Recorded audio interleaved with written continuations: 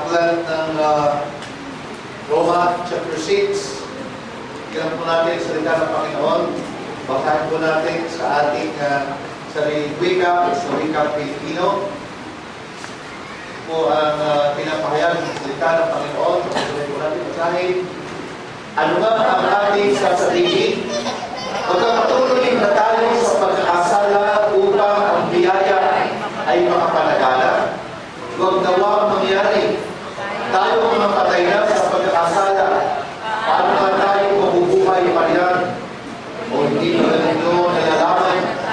Tayo lahat ng mga nabautismuhan kay Kristo Jesus ay nabautismuhan sa kanyang kamatayan. Tayo na ay nangalibing na kalapit niya sa pamamagitan ng bautismo sa kamatayan. Paano si Kristo ay nabuhay na magmuli sa mga patay sa pamamagitan ng paglulatian ng Ama, ay gayon din naman tayo ay makakalakad sa panibagong buhay. Sapagkat kung tayo nga ay naging kalapit niya dahil sa kawakisan ng kanyang kamatayan, ay magkakagayon din naman tayo dahil sa kawakisan ng kanyang pagkabuhay na magmuli. Nalalaman natin na ang ating datihang pagkatao ay kalapit niyang napako sa krus upang ang katawan sa larin ay mag-iba at nang sa gayoy huwag na tayo maalipin pa ng kasalanan sapagkat ang namatay ay ligtas na sa kasalanan. Datapat kung tayo ay namatay na kalapit ni Kristo ay naniniwala tayo na mga bubuhay naman tayong kalapit niya. Nalalaman natin si Kristo na nabuhay na maguli sa mga patay ay hindi na mamamatay. Ang kamatayan ay hindi na maghahalis sa kanya sapagkat ang kamatayan ay kinamatay niya ay kanyang ikinamatay na minsan sa kasalanan. Datapwan ang buhay na kanyang kinabubuhay ay kanyang kinabubuhay sa Diyos. Tayo tunay ng kapatay na sa kasalanan, ngunit mga buhay sa Diyos kay Kristo Jesus. Huwag nang kahari ang kasalanan sa inyong katawang may kapatay upang tayo ay sunod sa kanyang mga kita. At huwag din naman inyong ang inyong mga kasalanan na pinakasasapat ng katuwaan, kundi ay handog ninyo ang isay sa Diyos na nagulad ng buhay sa mga patay at ang inyong mga sangkap na pinakasangkapan ng pagkakas sa Diyos. Sapagkat ang kasalanan ay hindi makapaghahari sa inyo, sapagkat wala kayo sa ilalim ng kapusan, kundi sa ilalim ng biyaya. Ano ma? Magkakasala ba tayo dahil sa tayo wala sa ilalim ng kapusan, kundi sa ilalim ng biyaya? Huwag nawa mangyari. Hindi ba ganito nalalaman na kung kanino inyong inahandog ang inyong mga sarili na pinakaalipin upang maliman ay kayo rin malipin upang sa inyong maging ng kasalanan sa inyong matay, maging ng pagtalima sa inyong pagiging magwin.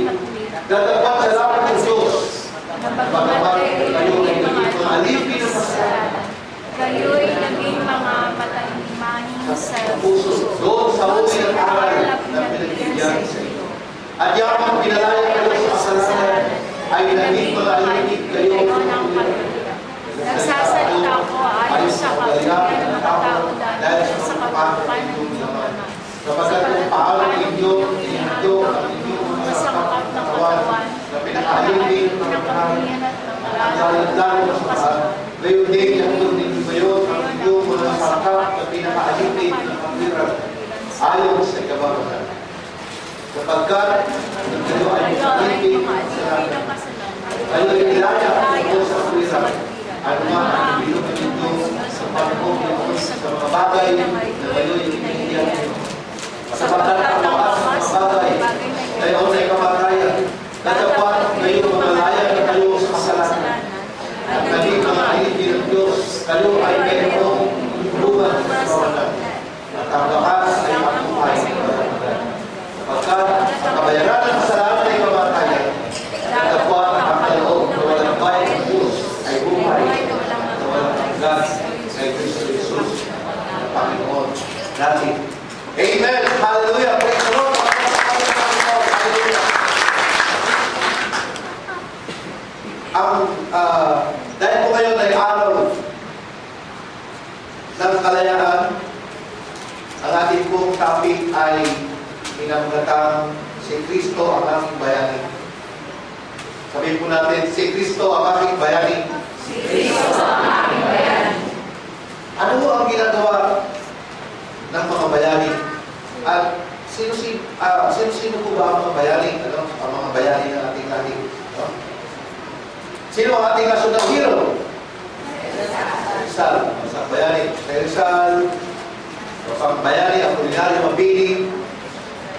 Marcelo del Pilar. Andres Bonifacio. Diego Silang. Gabriela Silang. Melchor Aquino. Jose Palma.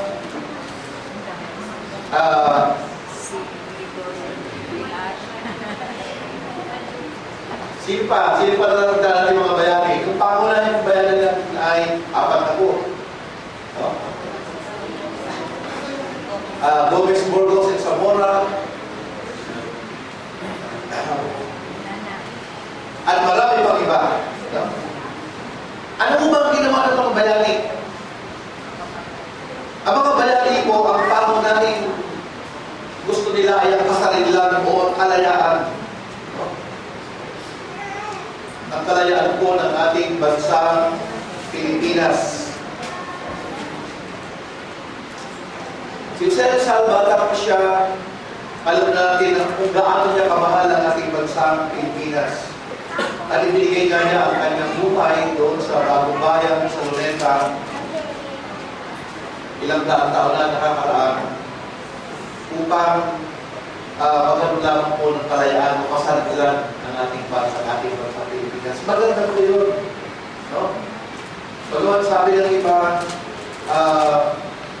kung hindi lubusan ng ipaglaban ang ating mga bayani, isip sana tayo ay estado ng Amerika. Kaya kung punta natin ng New York, wala ng visa, di ba? Hindi ka na magbabayad ang magkano pa ngayon? $160. Magkaroon ka ng visa o hindi. No? Madinay ka o ma-approve, magbabayad ka. Dahil po sa ating kasarilan. No? Yung iba, pagpunta tayo ay naging estado sana ng Amerika. Ang iba naman ay hindi. Sa atin, ang gusto natin? No? Sa ating sarili nila yun. Hindi naman natin may babalik ang saysayang dahil sa ating paglaban po ng aming mga bayani. Tayo ay naging unang republika sa Asia, ng Pilipinas. Ngayon, bakit yung sinabi natin bilang mga mananampalataya ng Panginoong Hesus ay ating bayani? Ano po ba ang ginawa ng Panginoon? Number 1, tayo po ay pinalaya sa kasalanan. Pinalaya tayo ng Panginoong Hesus na ating bayani sa kasalanan. Sinabi ko kanina, ang pangunahing layunin ng isang bayani ay magpalaya. Tayo ay pinalaya ng Panginoon sa kasalanan. Sabi natin, pinalaya tayo sa kasalanan. Malaya na ako sa kasalanan. Isa pong napakasarap maramdaman, no? Nakakawala ng stress, na malaman mo na ikaw ay malaya sa kasalanan, na ang tanikala na gumagapos sa iyo upang ikaw ay magkasala ay nilagot ng Panginoon. No? 2,000 taon na po ang nakakaraan. No? Sabi ng salita ng Diyos in Romans chapter 5 verse 8, sapagkat ipinagkatagubilin ng Diyos ang kanyang pag-ibig sa atin na nung tayo makasalanan pa, ang Panginoon Hesus ay namatay para sa atin. So noong kung tayo makasalanan pa, ang Panginoon Hesus ay namatay para sa atin. Kung si Dr. Jose Rizal ay namatay para sa ating bayan, ang Panginoon Hesus ay namatay po para sa iyo at para sa atin ng personal. At namatay po siya sa lahat ng nagsusuko ng buhay sa Kanya. So siya po ay namatay para sa ating kasalanan. 2,000 years ago, nung Tapos sinabi niya, sa krus ng Kalbaryo, itinipan niya ang kanyang kamay doon sa krus ng Kalbaryo. At sinabi niya, naganap na! No? Naganap na! Malaya na kayo sa kasalanan. At ang sabi sa ating binasa, ngayon tayo ay malaya na sa kasalanan. Ano? Ang ating gagawin. No? At paano ba tayo lumaya sa kasalanan? Lahat ba ng tao ay malaya na sa kasalanan? Okay? Lahat ba ng tao ay malaya na sa kasalanan?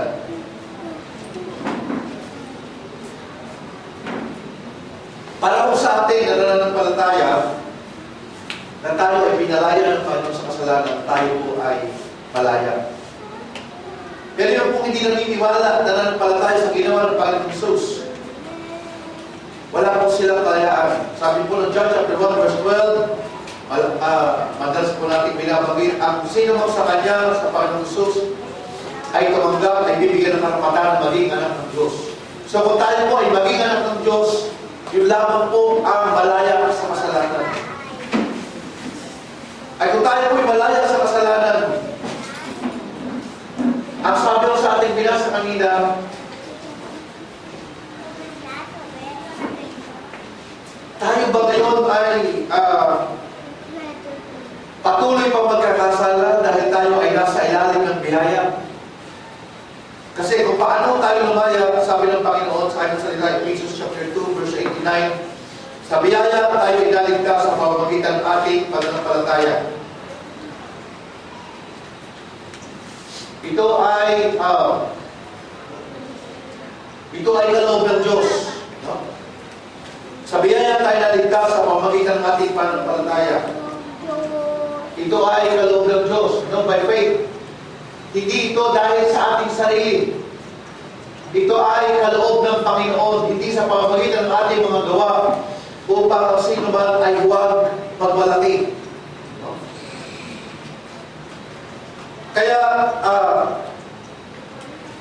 ang tanong, bakit po ba ang tao nagkakasala mula ng likhain ng salibutan?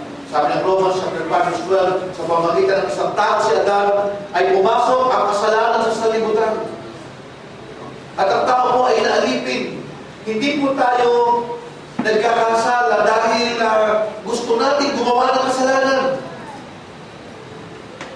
Wala pong mag-asawa mula sa pasimula na sila kinasala, gusto agad nila maghiwalay. Wala din mong gusto magnakaw. Wala akong gustong makiapid. Wala akong gustong lapastakan ng magulang.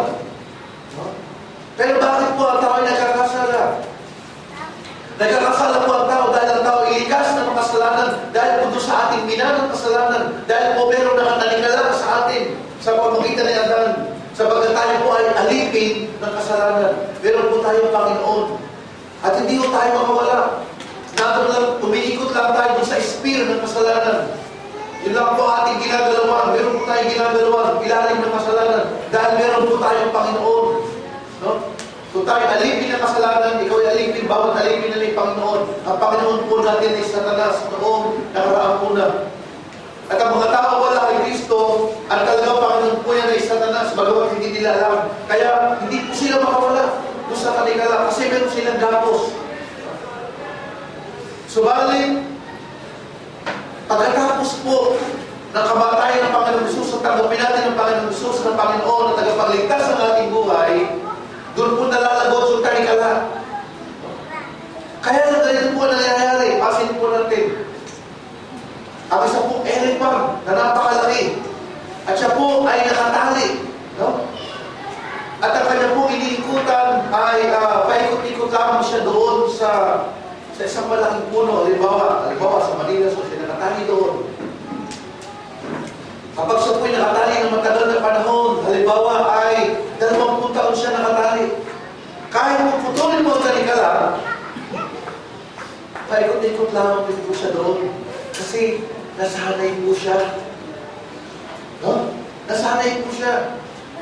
So kung tayo po ay 20, ako po sa aking buhay, bago nalagot ang talikala sa akin ng Panginoon, ako po ay 24 na taong nakatali sa sa kasalanan. Kaya paikot-ikot ang aking buhay doon sa kasalanan. Ayaw ko magawa ng kasalanan, yun ang mga bagay na yun na ayaw ko ang nagagawa ko. Dahil ikaw ay alipin. Naranasan niyo ba yun? Yung panahon una. Then, noong ito ay nilagot ng Panginoon Jesus, hindi ka rin kaagad makawala doon dahil nakasalayan mo na yun. Pero isang araw, sinabi ng Panginoon sa iyo, anak, malaya ka na. Nalaman mo sa kanyang salita na malaya ka na. At meron ka ng bagong Panginoon. At ikaw ay biglang nag-iba ka ng direksyon. Oo nga, malaya na ako. So nung gumalaw ka, malaya ka na doon sa talikala. Nalagot na mo yung talikala, kaya malaya ka na. So ano ang gagawin natin ngayon? Ngayong tayo ay malaya na sa kasalanan. Sabi ko doon sa ating binasa, tayo mo ay magpapatuloy na maging alipin naman ng katwiran.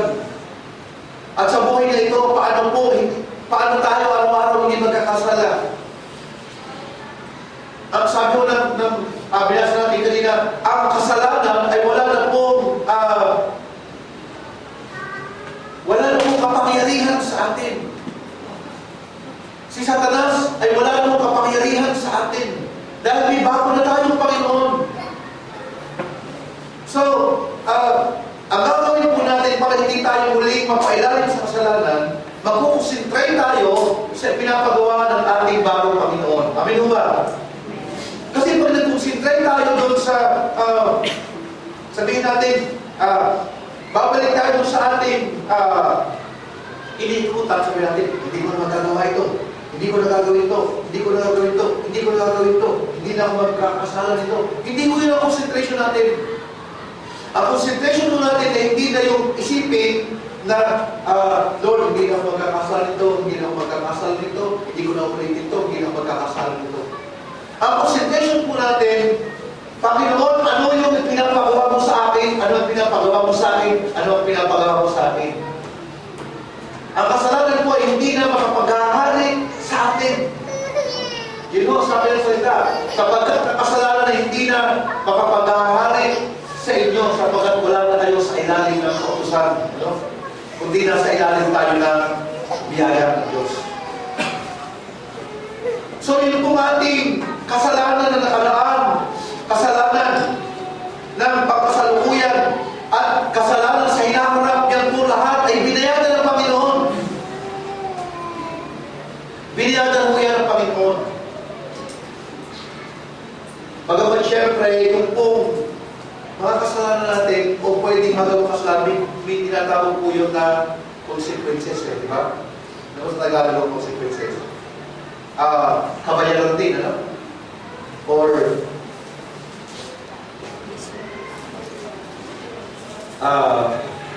yun na yun, consequences.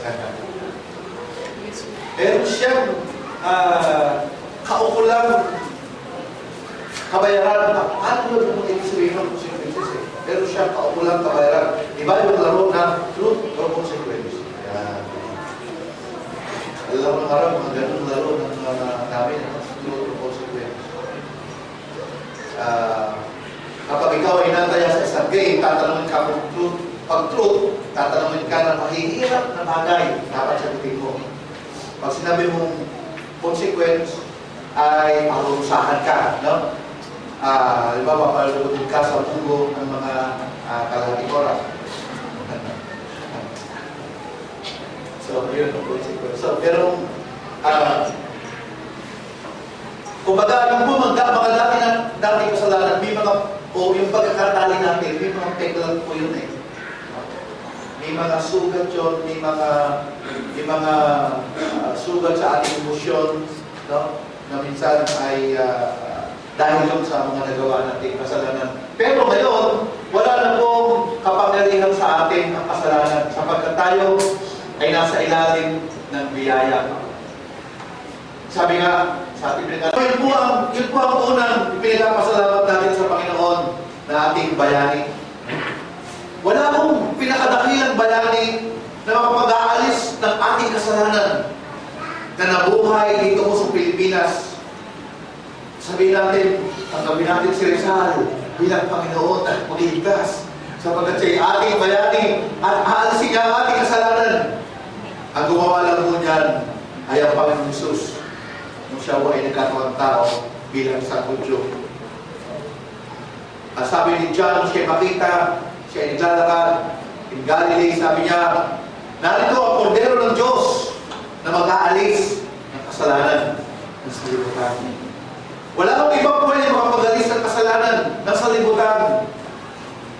Hindi ko kaya alisin ni Muhammad, hindi kaya alisin ni Buddha, hindi kaya alisin ni Confucius, hindi kaya alisin ng ating sarili, hindi kaya alisin ng sino mang pinakamayaman, pinakamatalino, pinakamabait na tao na pwede mamatay para sa atin. Isa lamang ho nakagawa nito, ang ating dakilang bayani, ang ating Panginoon, ang ating tagapagligtas, ang Panginoong Jesus. Amen! Amen! Hallelujah! Yes!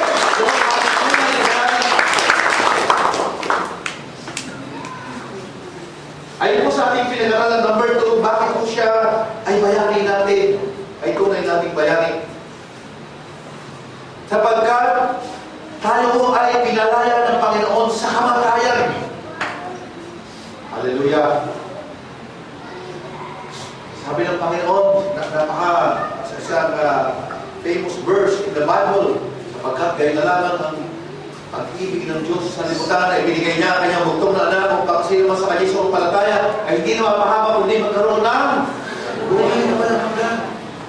Sabi mo ng Revelation 21 verse 8, subalit sa mga tuwan, sa mga hindi mananampalataya, sa mga mamamatay tao, sa mga makukulam, sa mga papakayapig, sa mga sinungaling, sa mga sumasamba sa Diyos-Diyosa ng kanilang bahagi ay sa asupri at sa kumukulong asupri at apoy na siyang ikalawang kamatayan. So meron pong ikalawang kamatayan. At doon po tayo pinalaya ng Panginoon doon sa sinasabi na ikalawang kamatayan. Yung pong walang hanggang pagkaliwalay ng tao sa Diyos. At nakakatakot po yun. Subalit tayo po ay pinalaya ng Panginoon doon. No? Kaya nga sinabi ng Panginoon sa atin in John chapter 14, verse 1 and 2, huwag magulumihanan ng inyong puso, huwag kayong mabalisa. Huwag maguluhan ang inyong puso. Sapagkat sa bahay ng aking ama ay maraming tahanan dako. Kung hindi sana gano'n ay hindi ko sinabi sa inyo. Subalit, ako ay paruroon upang kapag kuminaro natin, paganda ko na kayo, dako kalalagyan, ako naman ay babalik upang kung saan ako naroon, kayo ay dumuon na kasama ko. No? Kahit sabi niya, huwag magulumihanan ng inyong puso. Kung sa buhay man na ito, pagkabat tayo ay nananampalataya na tayo ay pagkatagumpayin ng Panginoon. But kung sa hindi sinasadya ay hindi ka talaga masyadong nagtagumpay sa buhay na ito, huwag kang mabahala. Sabi ng Panginoon, sa bahay ng aking ama ay maraming room, sa bahay ng aking ama ay maraming mansion. Amen? Nananabig na ho ba tayo na makita maipasilip ng Diyos yung ating mansion in heaven? Wow! At saka doon ay full air condition. Fully furnished sa lahat ng kasangkapan. Lahat po ng larawan sa daigdig ay kinuha lang sa heaven. Naisip po yun ng tao dahil yun po ang mga bagay na nasa langit. Paano yung pinakamagandang furniture sa daigdig na ito? Ayun ho yung pinaka-patit doon sa heaven. Ang inuupuan po ng mga royalties, ng mga mayayaman nila Sultan Bolkiah ay mga ginto. No? At yung kukutsara nila, mga tinidor, ay mga ginto. Bago tayo mahingit, at po sabihin sa inyo, ang ginto mo sa bahay ng ating Ama ay tatapakan lang natin. Amen! Palapakan natin ang Panginoon. Hallelujah! Yes, Lord! Yun ang katotohanan. Sabi mo ni Pablo, para sa akin, ang mabuhay ay kay Kristo at ang mamatay ay pakinabang. Habang tumatagal po ang ating relasyon sa Panginoon, pawala mo ng pawala ang ating takot sa kamatayan. Enoch, habang siya lumalakad na kasama ng Panginoon, hanggang isang araw, hindi siya nakita, hindi siya nasumpungan, sapagkat siya kinuha ng Panginoon, siya po ay nirapture ng Panginoon. Hallelujah! Salamat sa Panginoon sapagkat isang araw, pagbalik ng Panginoon, sa pagtunog ng trumpeta ng Diyos, sa isang bata, sabi ng salita ng Diyos, tayong lahat ay babaguhin. Hallelujah! At tayong lahat ay mawawala. Tayong lahat ay i-rapture. Ang ating katawan na nabubulok ay mawawalan ng kamatayan. Papalitan ng hindi nabubulok. At makakasama natin ang Panginoon doon sa pagpawiling sa langit, sabi ng salita ng Diyos. No? Sa mamatay o sa mabuhay, hindi tayo matatakot sapagkat tinubos na tayo ng Panginoon doon sa ikalawang kamatayan sa pagkahulid natin sa dagat-dagat apoy ng impyerno. Sabi mo ng salita ng Diyos, habang tayo ay may pananampalataya sa Panginoon, wala kang makakaagaw sa atin sa kamay ng Ama na sa langit. Wala kang makakaagaw sa atin. Manatili lang mo tayo sa ating pananampalataya. Habang mayroon tayong pananampalataya, sapagkat ang nagliligtas sa atin yung pananampalataya natin sa Panginoon, sa biyaya ng Diyos na ginawa ng Panginoon sa atin. Di ba mawala po tayo sa pananampalataya? Sumalit habang tayo pinananampalataya, nasa atin po ang kaligtasan ng Panginoon. Hallelujah! Tunay na ang Panginoon ay ating bayani at ating Panginoon. Hindi ko siya pwedeng ikumpara sa sino mong bayani na dakila sa ating bayan. Salamat po sa Panginoon na nakilala natin ang ating mga bayani. Salamat po na nagkaroon ng mga bayani. At ngayon, ang sabi ko ng mga bayani ay ang mga OFWs, sapagkat sila po ay nagdadala ng dollar sa ating bansa, at kung wala ang OFWs, ay baksak na ho ang ating ekonomiya, baksak po ang ating bansa. Dahil wala tayong dollar reserve. No? Napapabayaan po ang pagaman. Ayun. Kaya naging bayani nga sila dahil minsan kahit mapaliwala ang kanilang buhay, ay sila ay naging ibang bayan. Maraming napaliwala ang buhay sa may pag-ibang bayan na yan. Kaya nga tinuring natin silang bayani. Kaya palakpakan natin Toy ang mga OFWs. Amen?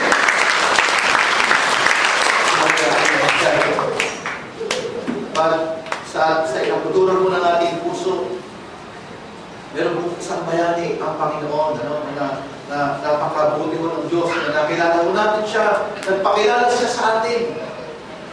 No?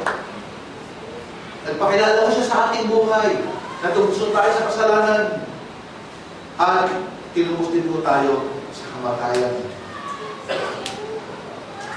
Hindi mo tayo mamamatay. Sabi ng John chapter 15, John 11 or John 11:25, sino man nananampalataya sa akin, bagamat mamatay, siya ay muling mabubuhay.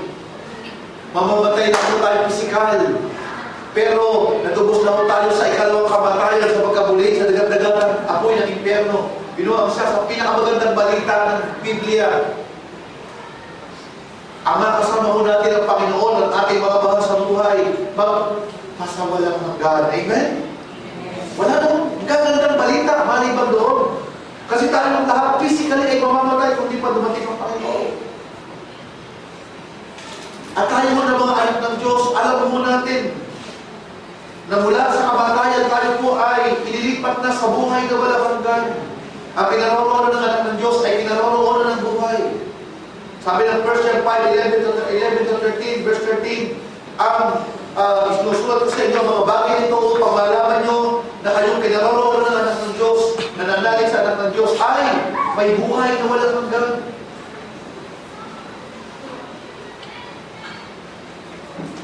Kaya, hindi ko tayo matatakot sa kamatayan pisikal. Amin mo ba? Sapagkat anuman po, anuman ang gawin ng Diablo habang tayo nananampalataya sa Panginoon, ang ating bayani, ang ating Panginoon, ay nagpalaya sa atin sa kamatayan. Amen? Hallelujah. Sabi ng Bible, wala na pong o kamatayan, nasaan ang iyong tibo, nasaan ang iyong kapangyarihan. Dadating po ang panahon na pagbalik ng Panginoon, mawawala na po ang kamatayan. Tayo po lahat ay magbaguhin sa isang mata, pagtunog ng trumpeta ng Diyos. Subalit, kahit hindi pa dumating ang Panginoon, at kuhanin tayo ng Panginoon, sa kanyang kalooban, bawat isa ay kinuha ng Panginoon, wala po tayong takot sa kamatayan pagka tayo ay natubos na. Tayo po ay pinalaya na sa kamatayan. Meron po tayong buhay na walang hanggan. Amen? Kung saan, makikita ko natin ang ating mga mahal sa buhay na nawalan ng namatay, mga mananampalataya, mga kapatiran. Kaya kapag tayo ay nasa isang lamay ng isang mananampalataya, ang sabi natin ay hindi goodbye. Ang sabi natin ay till we meet again. Amen? Hallelujah. Praise God. Pag alam mo na nakahimlay ay anak ng Diyos, tumanggap siya sa Panginoon bilang Panginoon at tagapagligtas ng kanyang buhay, isinuko niya ang kanyang buhay sa Panginoon, siya ay anak ng Diyos, ang sasabihin mo, titira mo siya, sabihin mo, kapatid, till we meet again, hanggang sa muli pagkakita. Amen? Woo! Praise God! Hallelujah! Amen! Number 3, naniniwala po ako na tayo po ay pinalaya ng Panginoon sa kahirapan. John chapter 10 verse 10, na magnanakaw Satanas ay pumunta dito upang pumatay, bumuksa, magwasak ng buhay. Subalit ako nagpunta dito upang bigyan ko kayo ng buhay na ganap at kasiyasiya. Hindi mo pwede magsinwalay ng Panginoon. 3 John 2, niyanay sa aking puso na kayo ay sumagana. I wish above all things that you may prosper and be in good health, even as your soul prosper. So, yun po ang kalooban ng Diyos.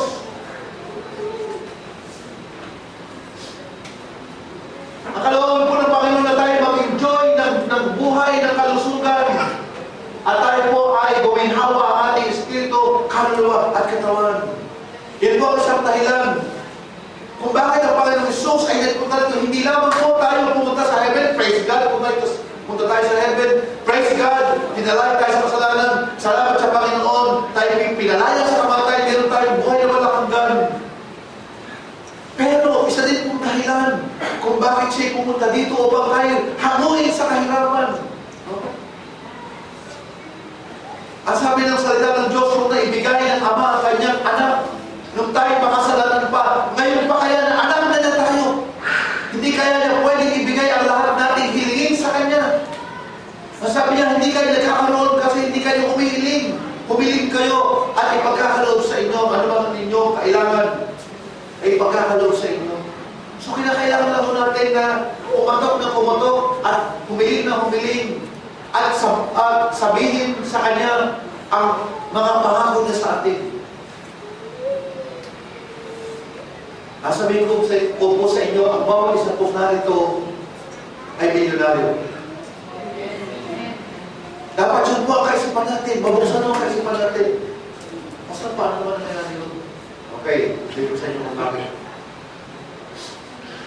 Sir Piding, ibibenta ko ba kayong 2 kidney? Hindi, di ba? Kasi kayamanan mo yan. Magkano mo ang magpa-dialysis? Pag nag-malfunction ang kidney mo, mga 5,000 isang dialysis, pero wala na ata 3,000 na yun. Kung may 3,000 na 3,000, kapag kung nagkasakit tayo, nag-malfunction ang ating kidney, ay 3,000 pinakababa. Isang dialysis ay kung 3 times a week. So, 9,000 a week. So, ay daily mo, dinadialysis ng kidney natin ang ating katawan. So, daily, meron kang 3,000. 3 times 3, 9, 90,000 a month. So, 90,000 a month. Magkano yun sa isang taon? Kaya nga, sa kidney pala, kapatid, milyonaryo ka na. Magkano ang 2 mata mo? Kung ikaw ay hindi nakakakita, babayad ka ng taga-akay. Siyempre, meron ba nang papayag na hindi minimum? Baka yung iba, papayag lang kasi mahirap din yun eh. 500 kada araw, taga-akay ng ulang. Taga-akay, di ba? So kung 500 a day, 15,000 Ama, taga-akay pa lang. So, sa mata mo, pinakamababa lang po yun. Nadulot ng mata mo ay 15,000 aman. Papayag ka ba na may 15,000 aman, wala ka namang mata? No, di ba? No way. Hindi. So, ibig sabihin, ang mata mo, hindi mo ibibigay kahit 2 milyon. Bibili 1 milyon sa mata mo, uukitin at ilalagay sa walang mata. Papayag ka ba? Hindi. Hindi. O, di milyonaryo ka. Mata pala na yun, tsaka kidney, yung atay.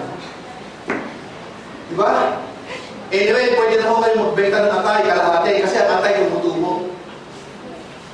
Totoo po yun. Hindi mo exaggerate yun. Ang atay po, pag hinati, may nag-open ako kayo ng atay, kaya lang, yung, di ba, si kumpanyero, binigyan ni Kapitan Lino ng kanyang kalahating atay. Tumubuo yun after 6 months, buo na ulit. No? So, ang atay pa na ng tao, parang buntot ng butiki, ano?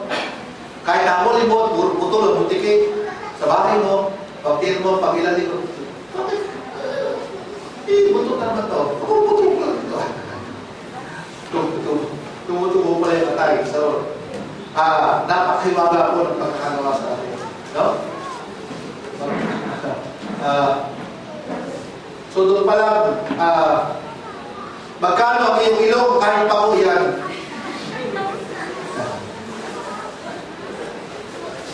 Papayag ka ba na wala ka pang amoy?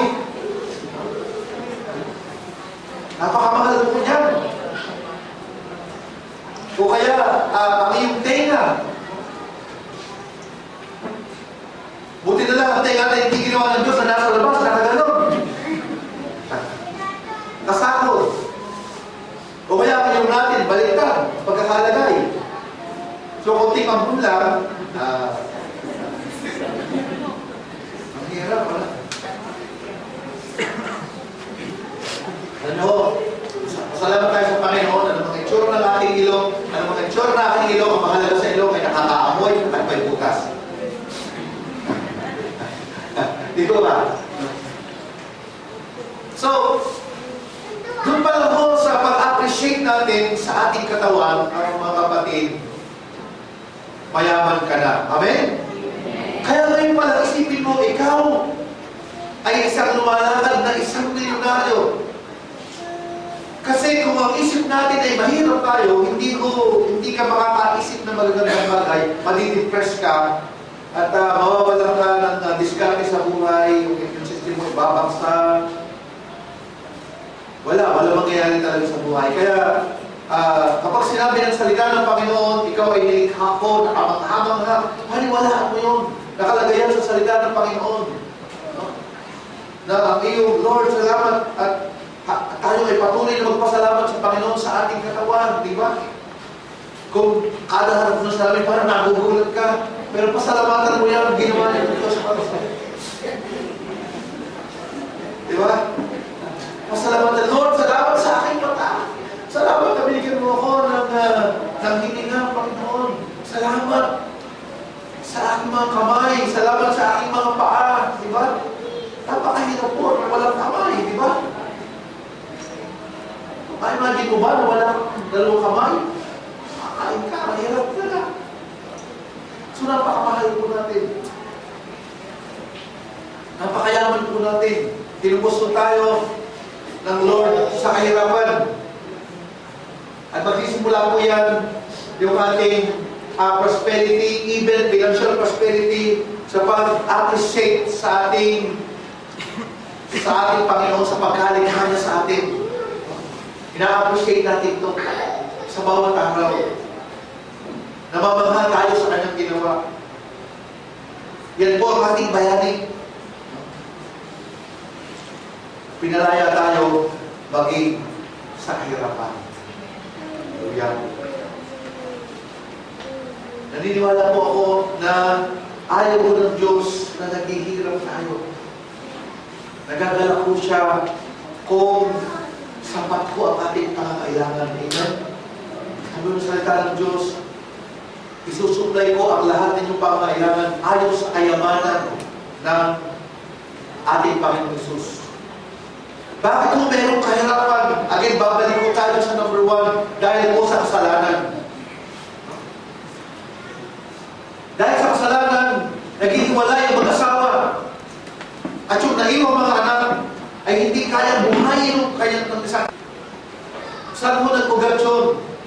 Nag-ugat po yun sa kasalanan na naman. No? Salamat sa Panginoon na pinalaya tayo sa kasalanan. Pinalaya tayo sa kamatayan. At dahil nalagot yung talikalan ng kasalanan, sunod-sunod po meron po itong domino effect. Patuloy din mo tayo makakalaya sa kahirapan ng buhay. Ang isang buhay na ito. At kung magkagayon, magagamit din mo tayo ng Panginoon at tatawagin din mo tayo mga munting bayani ng ating panahon. Hindi ko kinakailangan mamatay na para tayo maging bayani. Napakadami mo natin pwedeng tulungan. Napakadami mo natin pwedeng gawin sa mga darating pang panahon. Salamat po sa Panginoon. Ngayon po ay Independence Day, araw ng ating kalayaan. Subalit, higit natin pinagpapasalamat ang kalayaan na natamo natin sa ating Panginoon na ating pinakadakilang bayani ng ating buhay. Amen! Amen! Hallelujah! Praise the Lord!